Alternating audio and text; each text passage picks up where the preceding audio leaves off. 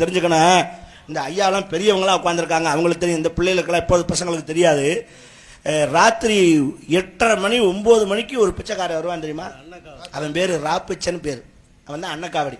அது காவடிக்கு பேர் அன்னம் காவடியான். இந்த பக்கம் ஒரு குண்டாச்சட்டி தொங்கு, கிட்ட ஒரு குண்டாச்சட்டி தொங்கும், உலக்க ஒன்று தோலில் வச்சிருப்பேன், ஒரு மணி தொங்கும்.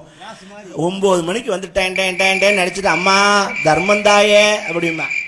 அப்போ அந்த ஆத்தாமாருக்கு என்ன செய்வாங்கன்னா, அதுக்குள்ளே பிள்ளைக்கு புருஷனுக்கு மாமனாருக்கு மாமியாருக்கு எல்லாம் சாப்பாடு போட்டு இந்த மாவும் சாப்பிட்டு முடிச்சுட்டு மிச்சம் இருக்க சாப்பாடு அப்புறம் வலிச்சு கொண்டாந்து அவன் பாத்திரத்தில் போடுவாங்க.